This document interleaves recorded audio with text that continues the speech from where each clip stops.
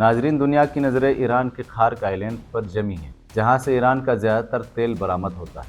आम तासुर ये है कि अगर ये जंग छिड़ी तो अमेरिका सबसे पहले यहाँ हमला करेगा। लेकिन क्या ये सच है? मैं हूँ आपका मेज़बान सज्जाद राना और आप देख रहे हैं दवाम ऑनलाइन। अस्करी माहिरीन का मानना है कि खार्क आइलैंड महज एक धोखा साबित हो सकता है। असल जंग तो इन जजीरों और बंदरगाहों पर लड़ी जाएगी जो आलमी मईशत की शहरक यानी आबनाए हुर्मुज को कंट्रोल करते हैं। आज हम इन 3 मकामात का जिक्र करेंगे जो अमरीकी पेंटागन के नक्शों पर सबसे ज्यादा अहमियत रखते हैं। खार्क आइलैंड के मुकाबले में जजीरा लार्क एक ज्यादा खतरनाक हदफ है। ये जजीरा आबनाए हुर्मुज के सबसे तंग मकाम पर वाक़ है। ये महज एक जजीरा नहीं बल्कि पासदारान इनकलाब यानी IRGC का कमांड सेंटर है। यहाँ से ईरान हर उस जहाज पर नजर रखता है जो खलीज फार्स में दाखिल होता है या बाहर निकलता है। तकरीबन तमाम बड़े टैंकर्स को एक तंग 5 नॉटिकल मील के कॉरिडोर से गुजरना पड़ता है, जहाँ उन्हें अपनी मिल्कियत और कार्गो की तफसीलात ईरान के हवाले करनी पड़ती है। अमेरिका के लिए इस जजीरे पर कब्जा करने का मतलब है आलमी तवानाई की सप्लाई लाइन की चाबी हासिल कर लेना।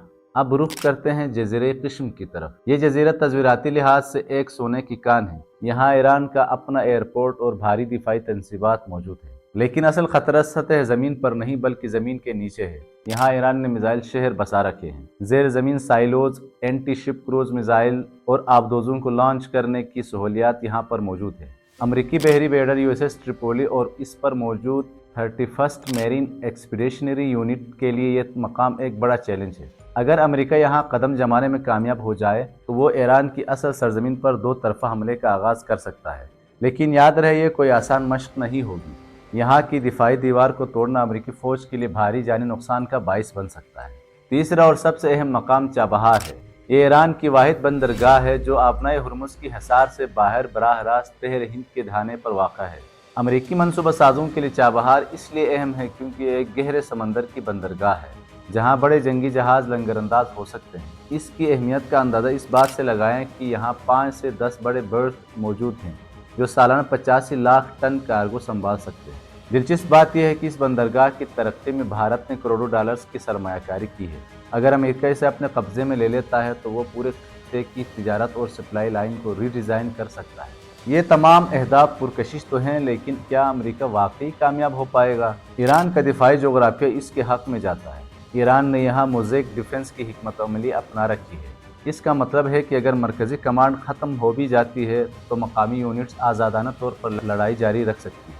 पहाड़ी सिलसिले, गहरे समंदरी बंकर्स और पासदारान इनकलाब की गैर रवायती जंगी महारत किसी भी अमरीकी हमले को दलदल में बदल सकती है। नाजरीन, तो असल सवाल वही है, क्या अमरीका वाकई ईरान की सरजमीन पर कदम रखने का जोखिम उठाएगा या यह सिर्फ नक्शों पर खेली जाने वाली एक जहनी जंग है?